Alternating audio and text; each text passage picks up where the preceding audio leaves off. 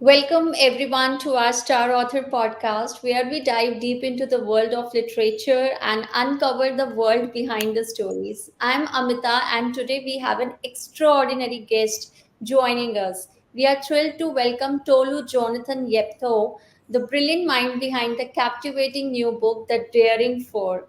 Hailing from Mount Carmel School in Dwarka, New Delhi, Tolu has crafted a narrative that's sure to enchant readers of all ages. Do check out his book available on our bookstore, and the link of the book is given in the description box below. So let's get started. So, first of all, Tolu, I welcome you to this session. And my first question for you is, what inspired you to write about a treasure hunt that involves Jack and his friends in your book? What inspired me was when I was a kid, I used to read many adventure books such as The Secret Seven and books like that. So I decided why not to make a book like that and make it about a treasure hunt. Okay, cool. I mean, that name is very interesting. Okay. And how, if I talk, because I read a book, whatever you have written in the book, so, how did you come up with the names and characteristics of the Daring Four? I came up with it by reading many books. I decided to read the Secret Seven book again, and I realized that some names could also be there. So I decided to get inspired with those names and try writing my own names like that. Okay, cool. And what kind of relationship do your characters like Jack, Luke, Jacob, and Zane they have throughout the adventure? I mean, any hint you want to give to your audience? Um, uh, it's actually not pronounced as Zine, it's Jane. Okay, Zane. And Jane. Jane, okay. And they have a very close friendship in which if anyone gets hurt or if they are sad or like that, they will immediately go and look after them and make sure they are all right. Okay. So they are very affectionate, they are very caring towards each other. This is what you want to convey? Yes. Okay. And they are problem solvers also, because whatever has happened to someone, if someone else is there, so he will go to that person and look after. Okay. Cool. So if you could eat one food for the rest of your life, what would it be? Egg and bread. I have that for breakfast most of the times and it is my favorite. What could you come again, please? Egg and bread. Two Okay, egg. slices of bread.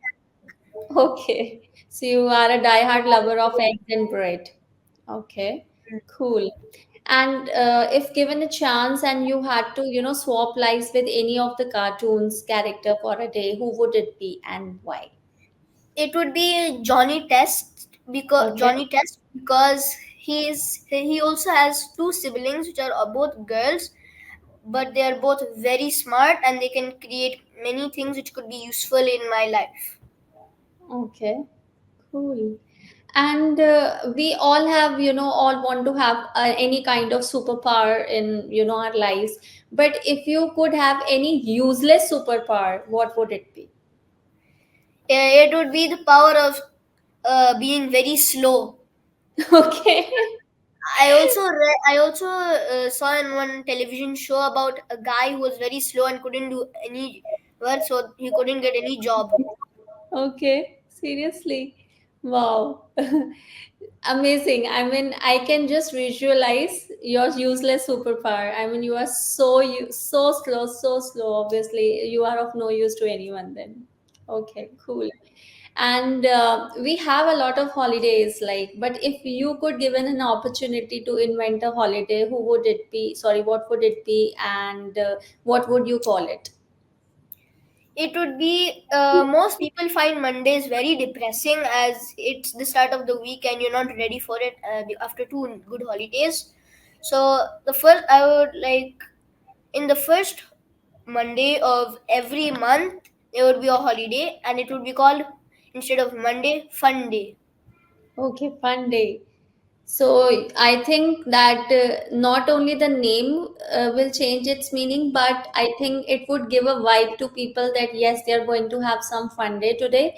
But you think that fun day would actually be, practical in our daily lives, because on Mondays we are like, filled with so many tasks. We have to do this, we have to do that. I mean, there is so much of topsy turvy, so much of chaos is happening all around us, and things are going upside down. So I mean, what do you feel like, just by changing the name, can you change how the flow of the day also happens, or is it just the name you want to change? Actually, when people think Monday is depressing, it's just their thought. It does not mean it will act. It's actually true because some Mondays are also good, some are bad.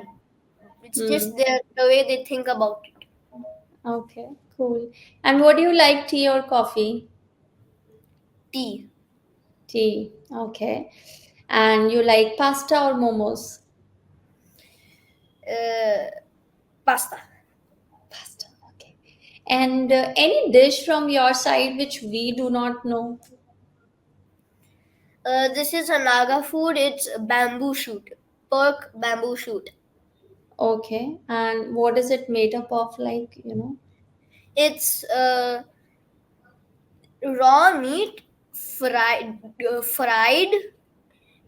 with some lettuce, and it's Oh, very tasty, and with soya bean. okay. Okay. It's a very new dish to me. That's why I really wanted to know what kind of dish you have in your region, that maybe even I didn't know about it. Maybe also others also maybe, do not know about it. So it's really good to know that this kind of dish is also available. Cool. And do you want to say any message, share anything to our viewers, like why should they buy your book, and what special is there in your book, or any other apart from your book thought? It's that to always look for adventure and be curious. And if you're looking for a book in which you want to be excited and feel nice about yourself, I would recommend The Daring Four. Wow, that's a good one. Okay. So that wraps up our fascinating chat with Tolu Jonathan. It's been a pleasure to hear about the creative journey and the vibrant world of the Daring Four. We are sure this book will find its way into the hearts of many readers. A big thank you to you, Tolu, for sharing your insights, and to all of you for tuning in. Until next time, keep reading and stay curious. Thank you. Thank you, Tolu.